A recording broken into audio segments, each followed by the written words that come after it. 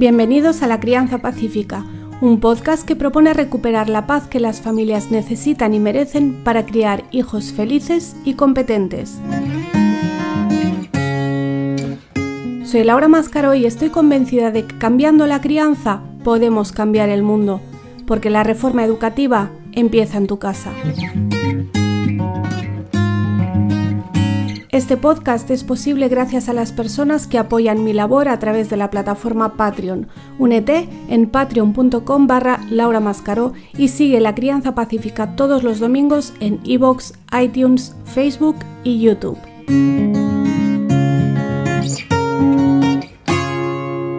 Bienvenidos al episodio número 45 de La Crianza Pacífica.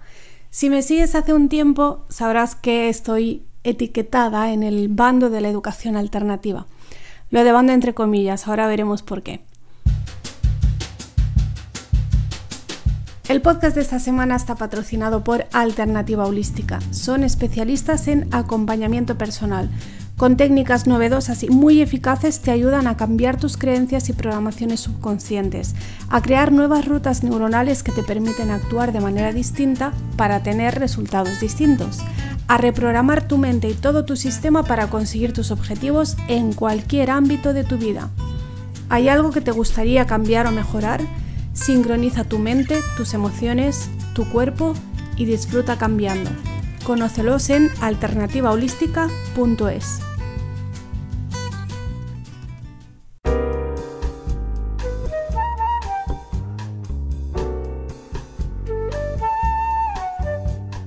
Decía que lo de bando entre comillas porque no creo en bandos y mucho menos en temas de crianza y de educación en las que no hay nada escrito en piedra, en el que la respuesta correcta casi siempre es depende. Como mis hijos no van al colegio y siempre he tratado de, por un lado, dar voz a todas esas familias que tampoco escolarizan y por otro lado, mostrar a todo el mundo cómo es la vida sin escuela. Entonces, por eso se me ha puesto un poco en este bando de la educación alternativa. Creo que mostrarnos es importante, no solo para los demás, sino también para nosotros. Para nosotros porque solo si se nos conoce, se nos podrá entender y respetar. Yo siempre digo lo mismo. Yo no pretendo, cuando yo hablo bien del homeschooling, cuando yo hablo a favor de la educación en casa, cuando yo hablo a favor de la libertad educativa, yo no pretendo que todo el mundo eduque en casa, ni que todo el mundo eduque como educo yo, pero sí pretendo que se respete a los que lo hacemos, y para que se nos respete creo que se nos tiene que conocer, y por eso nos mostramos.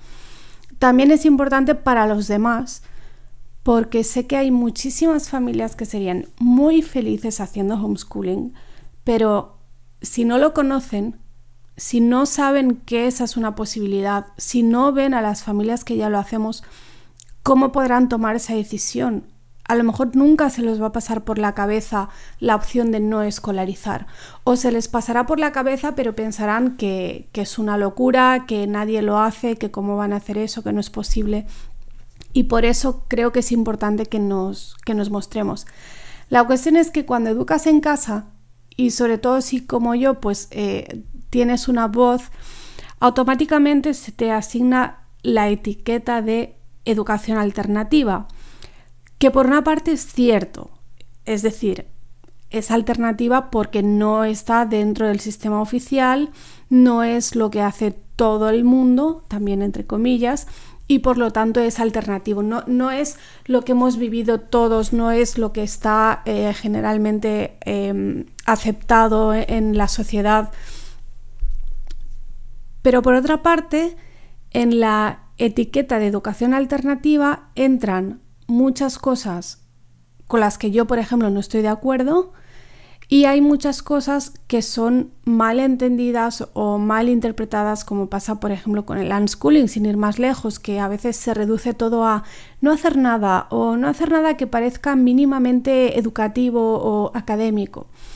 Pero bueno, ese sería un tema muy largo. Ya lo comenté hace tiempo en YouTube, tengo 2 vídeos que los podéis buscar en mi canal. Uno se titula Educación alternativa no es oro todo lo que reluce y el otro creo que se titula Educación tradicional versus alternativa o algo parecido. Si no, los busco y dejo el enlace por si os interesa verlos. Pero bueno, el caso es que yo, por más que intento hablar también de otras cosas, ya cargo con esta, no quiero decir losa o cruz, pero sí con esta etiqueta y es lo que se me sigue preguntando. Así que como queríais un episodio sobre educación alternativa y hay mucho que decir, o sea, es que podría ser un podcast entero con 500 programas sobre educación alternativa. Entonces, solo en un programa de 20 o 30 minutos no sé muy bien cómo resumirlo, así que preferí que hicierais vosotros las preguntas. Lo puse en Instagram, como siempre que elijo temas para el podcast, lo pongo en Instagram para que hagáis preguntas o para que contestéis preguntas o pongo encuestas y así me ayudáis a seleccionar el contenido. Entonces pedí en Instagram pues que me hicierais vosotros a mí preguntas sobre educación alternativa. ¿Qué queréis saber? ¿Qué queréis que os cuente? Así que voy a responder, no puedo responder a todo, la verdad es que en Instagram sois muy activos y lo agradezco un montón, pero no puedo responder a todo. Así que he seleccionado las preguntas más básicas, las que creo que es un poco por donde hay que empezar, y también las más repetidas, porque entiendo que si se repiten es porque hay mucha gente que tiene interés. Así que la primera es sobre el acceso a este tipo de enseñanza. Yo es cierto que solo dije que el tema era la educación alternativa, entonces vi también por algunas de vuestras respuestas que igual no queda muy claro qué es la educación alternativa. Entonces, yo me refería, normalmente cuando yo hablo de educación alternativa me refiero a la que está fuera del sistema oficial, que en el caso de España serían la mayoría de las escuelas libres, sean del tipo que sean, y el homeschooling y el unschooling, pero por otra parte se puede entender también por la parte pedagógica, aunque yo en eso no estoy tan de acuerdo, sería la educación que no es como la tradicional, que no es autoritaria, que no es la educación bancaria que decía Paulo Freire, por ejemplo. Entonces no es algo que sea nuevo, tampoco es cierto que sea algo que prácticamente no existe y que es inaccesible, sí existe, y de hecho en muchas escuelas públicas también se está utilizando una pedagogía cada vez más activa, con actividades más vivenciales, significativas, etc. Entonces, bueno, en realidad es un poco permeable el sistema en cuanto a la pedagogía. Así que el acceso a este tipo de enseñanza, si nos referimos al homeschooling o a las escuelas libres, y me refiero a España únicamente porque no conozco bien la situación en otros países. En homeschooling ya sabéis que la ley en principio no lo reconoce, por lo tanto, si ya estás dentro del sistema tienes que buscar la forma de salir, que a veces no es fácil, que no tienes tampoco ninguna garantía de que puedas salir sin ninguna consecuencia. Pero si no has escolarizado nunca, simplemente pues no escolarizas y ya está, ya has accedido a este tipo de enseñanza. Y en cuanto a las escuelas libres, pues cada vez hay más, algunas están homologadas y otras no están homologadas. Esto significa que las que no están homologadas no son legales, operan igualmente y en principio no tiene por qué haber ningún problema por llevar al niño a una escuela de estas, pero tenéis que tener claro pues esto, que no es homologado, que a nivel legal, a ojos de la administración, tu hijo no está debidamente escolarizado. Pero bueno, simplemente el acceso, si es un niño que nunca ha estado escolarizado, no tiene por qué tener ningún problema, y si es un niño que viene del sistema tradicional, normalmente, al menos las escuelas libres que yo he conocido, normalmente ya tienen un protocolo previsto para hacer una acogida a estos niños, para ayudarles a hacer esa transición que a veces puede durar meses, de que el niño aprenda a hacer las cosas de otra manera y sobre todo a relacionarse de otra manera, tanto con sus compañeros como con los mayores, como con la educación en sí mismo, ¿no? Que aprendan que se puede aprender de otra manera. Pero eso normalmente los centros ya lo tienen previsto. La segunda pregunta es la gestión de los conflictos. Este es un temazo, la verdad, porque muchas escuelas libres que yo he conocido, o bien porque las he conocido yo directamente, o bien porque me han llegado testimonios de familias o de personas que han trabajado en esas escuelas libres, veo que este es un poco el talón de Aquiles de las escuelas libres en España. Es el tema de la gestión de los conflictos, que, ojo, pasa también dentro de las familias, aunque escolaricen en escuela convencional o que sean homeschoolers. Pero es lo que decía antes de conceptos que creo que se malinterpretan, quizá porque los que deberían explicarlos no los explican bien, o quizá porque la gente se queda solo con la parte que le interesa, con la parte que le suena bonito, y luego lo aplican como quieren o como pueden. Y he visto esto muchas veces convertirse en un problema. El tema de que los adultos no tienen que intervenir en los conflictos de los niños porque los niños tienen que aprender a resolverlos solos. Esto tiene una parte de verdad, pero hay que matizarlo mucho. Es cierto que los niños tienen que aprender a resolver los conflictos solos, pero los niños de entrada no saben y tienen que tener un modelo y tienen que tener un guía y un acompañamiento para hacerlo. Lo que no puede ser es sacar las manos de ahí y prácticamente ni siquiera mirar porque son cosas de niños. Yo he visto casos que rozaban el bullying en escuelas libres causados o agravados por el hecho de que los adultos que eran en teoría responsables no han actuado en su momento o no han actuado nunca. Entonces yo sí es algo, bueno, no sé muy bien por dónde iban, esta pregunta se ha repetido como 4 o 5 veces, no sé muy bien por dónde iban los tiros cuando habéis preguntado por el tema de la gestión de los conflictos, pero yo lo que sí diría es que si vais a llevar a vuestros hijos a una escuela libre, que preguntéis bien cómo se gestiona este tema desde el centro. Y bueno, si hablamos de homeschoolers, pues pasa exactamente lo mismo, pues que hay familias que también consideran que no hay que intervenir, que hay familias que todo lo contrario, que están siempre ahí planeando encima de los niños, y en nuestro caso particular creemos eso, que tú tienes que conocer bien a tus hijos para ver cuándo es una cosa de niños, cuándo es un conflicto que ellos pueden resolver y cuándo necesitan tu intervención. No es un tema sencillo, pero sí es muy importante. La tercera pregunta es sobre, bueno, voy a juntarlo porque algunas personas lo habéis preguntado junto. Uno es el tema de los idiomas y el otro es el tema de los deberes en escuelas libres. Obviamente en homeschooling sería un caso aparte. La mayoría de las escuelas libres no tienen deberes, desde luego no tienen deberes obligados. Es que el problema con el debate de los deberes es que no se puede reducir al estoy a favor o al estoy en contra.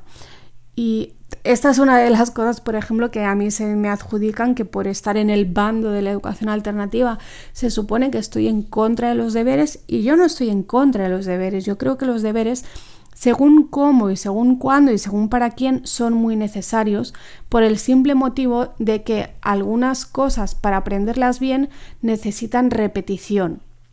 Entonces, que cuando tú necesitas repetición, mi hijo mayor, por ejemplo, ha hecho mucho copiado y mucho dictado porque quería mejorar su letra, porque escribía, le costaba mucho escribir, tenía muy mala letra y quiso mejorar eso, y eso solo se mejora con la práctica.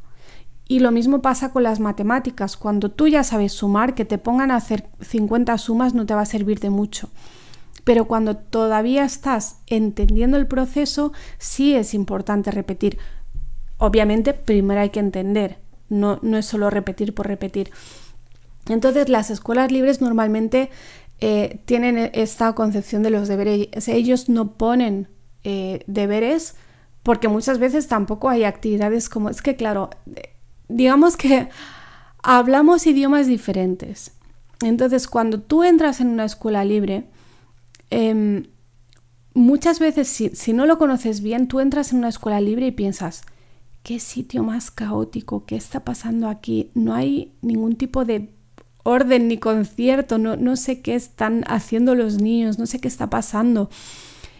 Y en cambio, si puedes quedarte observando durante varios días, enseguida ves que aunque a primera vista parezca todo caótico, en realidad todo realmente tiene su orden y su razón de ser.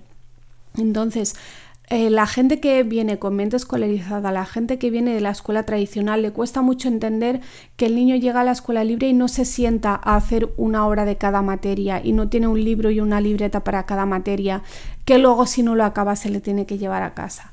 Entonces, normalmente las escuelas libres, las que yo he conocido al menos, como no tienen ese tipo de objetivos de hay que acabar este libro en 3 meses, tampoco tienen necesidad de poner ese tipo de deberes de para todos los niños, ejercicio 25 y 26 de la página 8. No, no es eso. En cambio, si el niño ha empezado un proyecto en el cole y no lo ha terminado y se lo quiere llevar a su casa para terminarlo, pues lo hace. ¿Esos son deberes?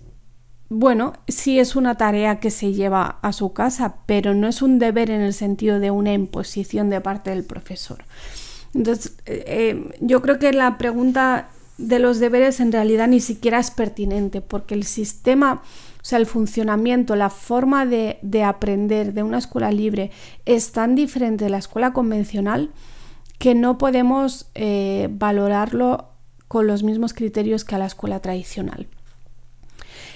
Y con los idiomas pasa una cosa que también habéis preguntado, y es que muchas de las escuelas libres que hay en España se homologan precisamente debido a las dificultades para homologarse como escuela española, se homologan como escuela extranjera, normalmente de Estados Unidos o de Inglaterra, con lo cual son escuelas bilingües, que normalmente no te piden que tú ya tengas un nivel de inglés para entrar, pero sí tienes que saber que el personal te puede hablar en inglés o que hablan en inglés la mitad de la gente o la mitad del tiempo, etcétera, y que sí se espera de ti que a lo largo de los años pues vayas aprendiendo y vayas siendo capaz de utilizar el inglés como lengua vehicular exactamente igual que el castellano.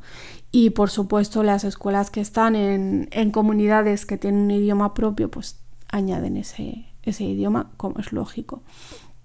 Nada más. También es cierto que como en Instagram tenéis muy poco espacio para poner las preguntas, pues a lo mejor la gente que ha preguntado por idiomas no se refería a esto, pero bueno. Otra pregunta que a mí me llama mucho la atención, que sigue pasando esto, otra pregunta es ¿cómo complementar siendo homeschooler de fin de semana? Y tengo que decir que no existe el homeschooling de fin de semana, como tampoco existe el tarde schooling, ser homeschooler por la tarde, ni existe el homeschooling de verano o de vacaciones de Navidad. No existe.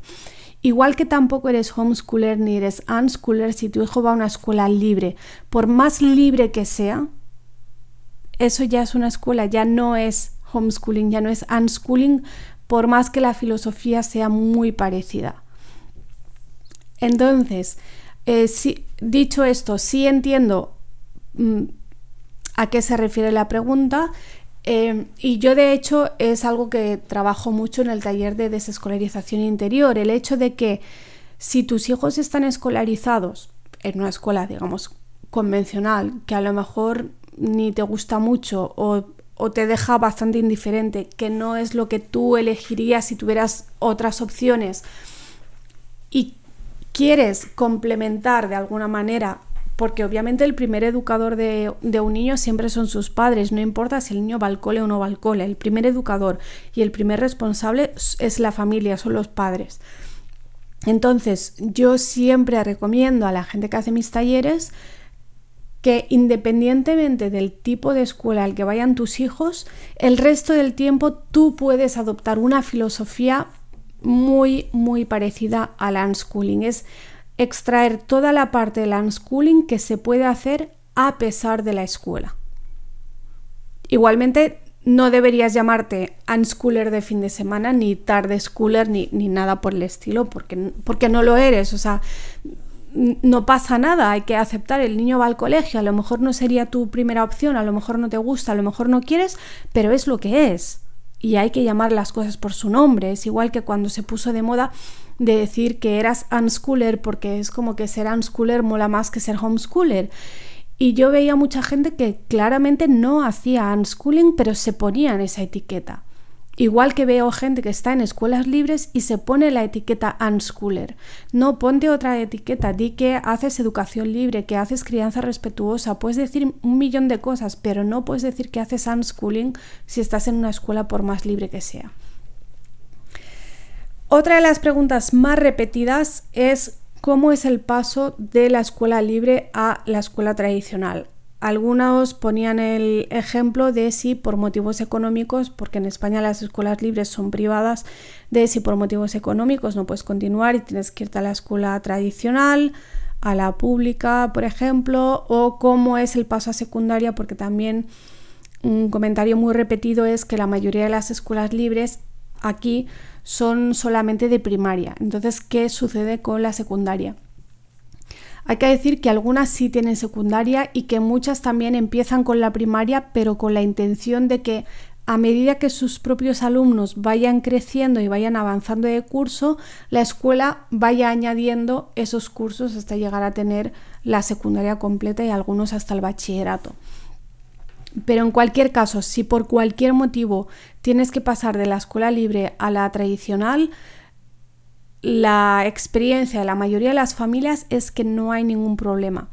Normalmente la escuela libre debería tener también un protocolo, igual que he dicho antes, hay que tener un protocolo para acoger al niño que viene del sistema convencional, también hay que tener un protocolo para devolver al niño al sistema convencional y prepararle para eso, tanto a nivel académico como en otras cuestiones, pero sobre todo a nivel académico, porque como la escuela libre no tienen esos objetivos año a año que puede tener la escuela convencional, a lo mejor el niño se tiene que incorporar y no tiene el nivel que se le exige en ciertas materias. Entonces, para eso la escuela libre debería tener un protocolo y un sistema para ayudarles.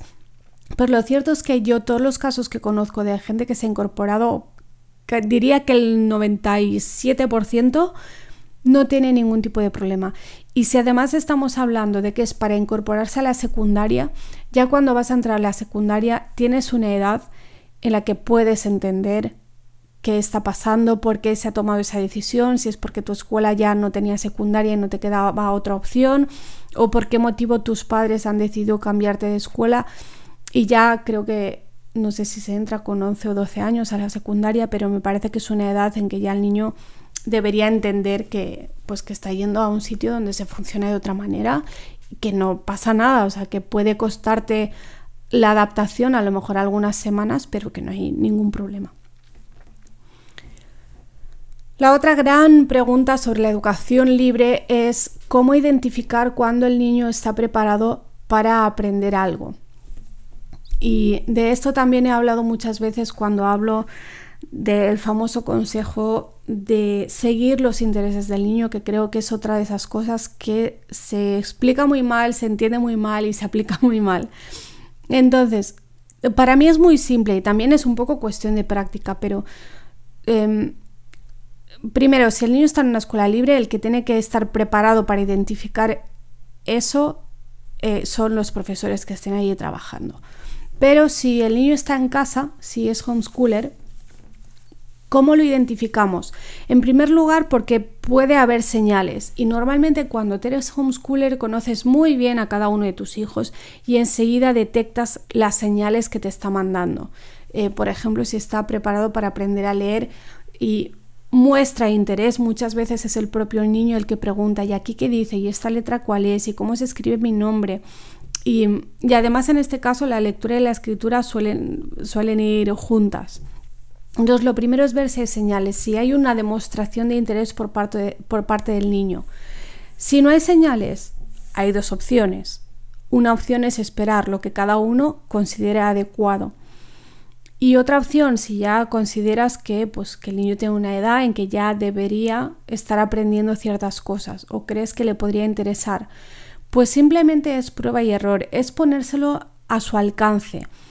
Yo suelo usar la analogía del restaurante y digo que la escuela convencional es como un restaurante de plato único y que el homeschooling o el unschooling es como un buffet libre en el que tú le pones al alcance del niño cuantas más cosas mejor. una de las técnicas más usadas es el strewing, que significa esparcir cosas por toda la casa para que el niño las vea y si quiere, las pruebe, las coja, las use, pregunte, y si no quiere, no pasa nada. Esa es una parte muy importante. Entonces ahí está un poco la prueba y errores. Yo se lo ofrezco, pero no se lo ofrezco como, ay, probemos ir a clase de música. No, ¿quieres que el niño se interese por la música? Bueno, pues pon música en tu casa, pon música en el coche, id a un concierto. Si puedes, si tienes la ocasión de tener algún instrumento musical en casa, aunque sea temporalmente porque te lo presten, tenerlo allí, usarlo tú y que si el niño quiere, sepa que también puede hacerlo. Y lo mismo pues con la lectura, con las matemáticas, con los idiomas, con cualquier tema que tú creas que puede interesar o que tú creas que el niño debería aprender. Así que lo primero es estar atento a las señales y lo segundo es que si no hay señales y no quieres o consideras que no deberías dejar pasar más tiempo, ponerlo a su alcance. Y es un poco, pues, ver si pica. Y si es el momento, picará, y si no es el momento, no picará y no pasa nada. Ya a veces, y pasa mucho con la lectura, a lo mejor lo intentas y el niño lo rechaza por cualquier motivo, que a lo mejor nunca llegarás a saber, y 2 semanas después o 2 meses después es el niño el que viene, o tú vuelves a probar y entonces ya lo recibe bien. Y no hay más. Y lo mismo pasa con cualquier otra cosa. Bueno, ha habido también mucho interés por saber cómo crear una escuela libre. Y esto, de verdad no puedo responder a esto. Es un tema complejo. Si es en España, además, hay que decir que hay que atender hay muchos niveles de legislación en España, ¿no? Entonces tienes que ver la legislación estatal en cuanto a creación de centros docentes, ver qué te piden para ser escuela española y ver si crees que puedes cumplirlo o no, y si no, lo que hacen muchas, como dije antes, es homologarse como escuela extranjera. Entonces, aparte de eso, tienes que ver la normativa autonómica de educación, también ver qué te piden para crear un centro en determinada comunidad, ver la normativa local de urbanismo para ver qué tipo de local o de edificio puedes utilizar o puedes construir, y ver también toda la parte pedagógica y organizativa. Tienes que tener muy claro qué tipo de escuela quieres crear y tienes que hacer un estudio de mercado y ver en qué zona sería viable y ver cuál es el producto mínimo viable, qué es lo mínimo que tienes que ofrecer para que eso sea viable. Y por supuesto tienes que, bueno, esa ya es la parte de negocio, ¿no? Tienes que ver claro qué presupuesto necesitas y durante cuánto tiempo te puedes permitir tener una escuela deficitaria, que la vas a tener seguro durante 3 o 5 años o más.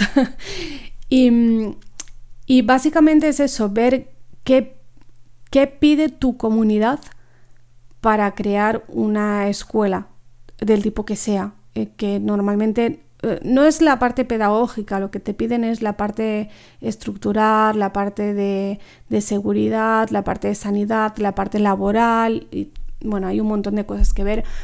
Yo ya no asesoro a la creación de escuelas libres, pero sí conozco a una persona que se dedica a ello en España, así que si realmente estáis interesados, pues me podéis pedir el contacto y le podéis pedir un presupuesto. Y por último, el futuro de esta educación en España. Preguntaba a alguien, ¿cuándo dejará de ser alternativa? Y aquí mi respuesta creo que tiene 2 partes. Una es que por un lado no creo que deje de ser alternativa. Veo muy difícil, por ejemplo, la legalización del homeschooling con un amplio margen de libertad y veo muy difícil también la homologación de escuelas libres como escuelas españolas por los requisitos que te piden, que son inasumibles normalmente. Pero en realidad lo que yo pienso es que no tiene que dejar de ser alternativa. Lo que tiene es que haber muchas alternativas. Lo que tiene es que convertirse en la educación convencional, tiene que convertirse en una alternativa más. No que sea una es la oficial y todo lo demás son alternativas. No, debería haber muchísimas alternativas, cuantas más mejor, para que las familias pudiéramos elegir libremente la educación que consideramos mejor para cada uno de nuestros hijos. Esa es mi conclusión. Bueno, con esto espero haberos acercado un poco a la educación alternativa. Hay muchas cosas que se han quedado en el tintero porque, como dije al principio, el tema es larguísimo. Además, si mezclamos diferentes pedagogías y escuelas libres y homeschooling y unschooling, es que no acabaríamos nunca. Tendríamos que crear un podcast sobre educación alternativa. Pero aquí de momento pues vamos a seguir con la crianza. Quiero contarte que a partir de enero habrá episodios extra que voy a publicar los martes y los viernes con comentarios de actualidad relacionados con la crianza. Serán comentarios breves, serán episodios cortitos de 5 máximo 10 minutos. Si leéis alguna noticia interesante, me la podéis enviar para que la pueda comentar. Si has llegado hasta aquí, te lo agradezco inmensamente. Saludo de nuevo a nuestro patrocinador, alternativaholística.es. Si estás en Instagram, puedes seguirme en laureca78 para hacer las encuestas y las preguntas para elegir los próximos episodios. Y recuerda que para que este programa sea posible, puedes colaborar en patreon.com/lauramascaró, también en iVoox, y que puedes seguirnos todos los domingos en iVoox, iTunes y YouTube. Que tengas una bella y pacífica semana.